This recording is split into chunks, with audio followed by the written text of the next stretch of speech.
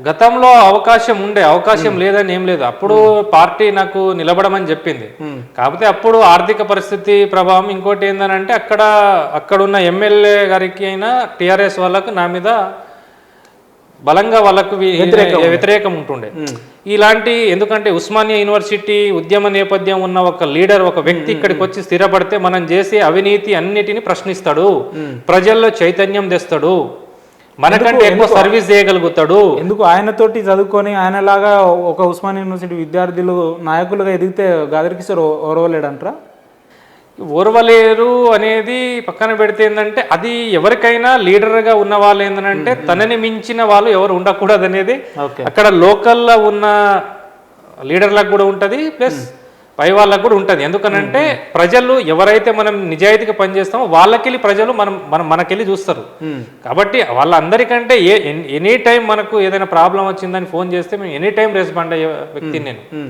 కాబట్టి ఎందుకంటే ఈ వ్యక్తి ఇక్కడ ఉంటే ఏంటంటే వాళ్ళకు ఫ్రీడమ్ ఉండదు, ఏదైనా ప్రశ్నిస్తాడు, సో మనకు ఫ్రీడమ్ ఉండదు అని చెప్పేసి వాళ్ళు అధికారంలో ఉన్నప్పుడు ఏదైనా చేయగలుగుతారు అక్కడ అనేసి, సరే భవిష్యత్తులో చూద్దాం అన్నట్టుగా నేను అక్కడ ఉన్న వ్యక్తిని ఒకరిని పెట్టించి, సో అది కూడా చెప్పడం జరిగింది. వాళ్ళు నువ్వు యూనివర్సిటీ నరేంద్ర పవార్ అనే వ్యక్తి నీలో నిజంగా పవర్ ఉంటే గెలిపించి చూడు అని చెప్పేసి నాకు సవాల్ ఇస్తారు. ఒక వ్యక్తిని పెట్టినావు, నువ్వు ఆ వ్యక్తిని గెలిపిస్తే నువ్వు నిజంగా నువ్వు లీడర్వి, లేకపోతే నువ్వు ఏడబడిరావని చెప్పేసి నాకు చాలా విమర్శలు చేయడం జరిగింది, చాలా ఎగతాళి చేయడం కూడా జరిగింది. సో నేను అప్పుడు మౌనంగా స్వీకరించిన. అప్పుడు నేను వారితో ఎటువంటి విభేదాలు ఏం మాట్లాడలే, నేను గెలిపించి చూపించాలి. అప్పుడు మాకు కూడా పార్టీ అధికారంలో లేదు, మమ్మల్ని అక్కడ పట్టించుకునే నాదుడు కూడా లేదు. తుంగతుర్తి నియోజకవర్గంలో క్యాడర్ లేదు, అంటే కార్యకర్తల్లో ఉన్నది బలం ఉన్నది కానీ ఒక నాయకుడు లేడు. ఏ కార్యకర్తకి ఏదైనా చిన్న కష్టం వచ్చిందంటే నేనున్నా అంటూ పరిగెత్తుకొని అద్దంకి దయాకర్ గారు హైదరాబాద్ లోనే ఎక్కువ ఉండడం, అక్కడ పట్టించుకోకపోవడం ఇవన్నీ జరుగుతుంది. అవునవును. సో దానివల్ల అక్కడ మీరు ఓడిపోయారా గతంలో? లేదు, గెలిపించిన నేను.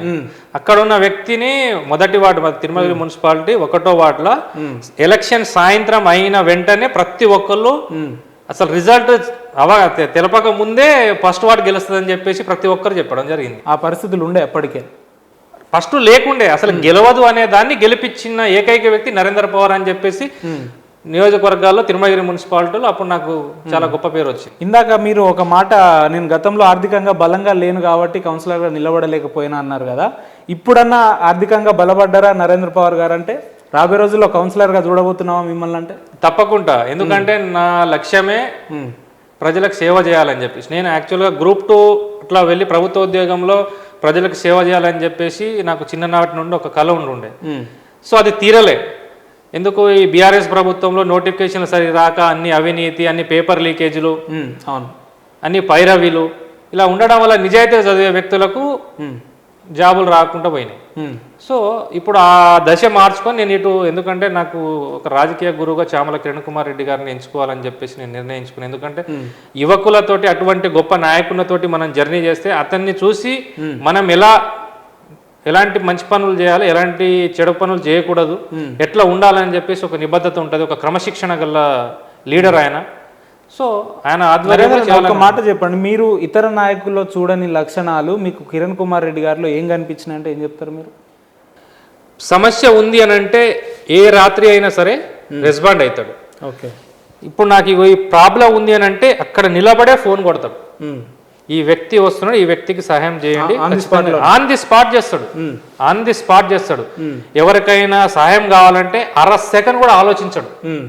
ఇప్పటికి చూసుకుంటే 7 నియోజకవర్గాల్లో ప్రతి ఒక్క నియోజకవర్గంలో ప్రతి ఒక్క మండలాల్లో 47 మండలాలు ఉంటాయి. ప్రతి మండలంలో చామల కిరణ్ కుమార్ రెడ్డి తెలియని వ్యక్తి లేడు.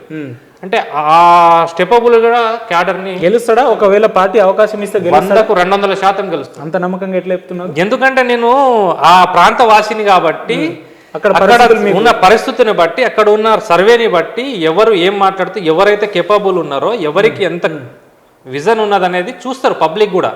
అతను సిన్సియర్గా నాకు టికెట్ వస్తుందా రాదా అనేది పక్కన పెట్టి, ఎందుకంటే అక్కడ పార్టీ బలోపేతాన్ని మనం పటిష్టపరచాలని చెప్పేసి ఒక విజన్ తోటి ఆయన సీరియస్గా ఆయన సొంత డబ్బులు పెట్టుకొని ప్రతిరోజు కాన్స్టిట్యున్సీ తిరుగుతాడు.